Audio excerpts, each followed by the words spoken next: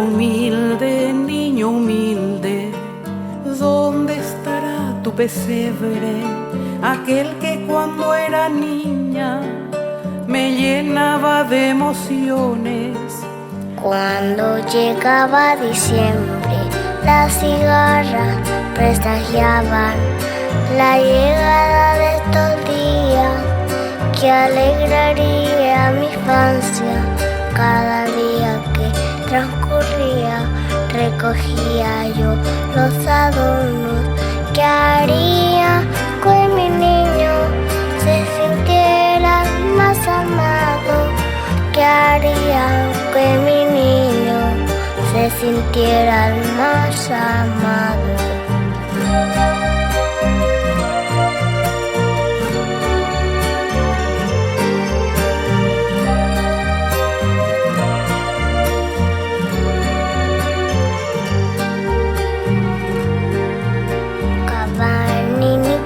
Viejos, flor de chivato y trespón, estás en los arroyos, huevos de pato ñandú.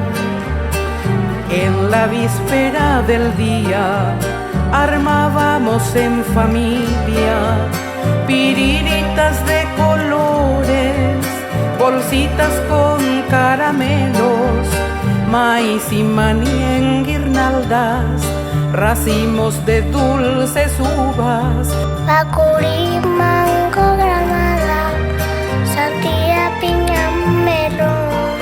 Pacurí, mango, granada, sandía, piña, melón.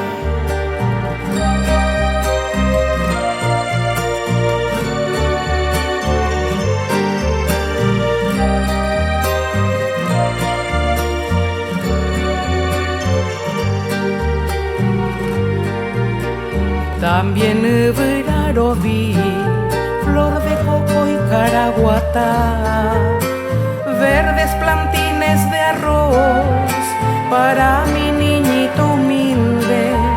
José María y pastores, reyes magos del oriente, burrito, vaca y ovejas, y un gallito cantarían.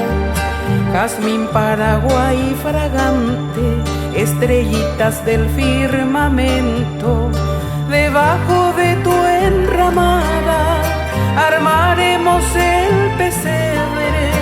Debajo de tu enramada armado ya está el pesebre.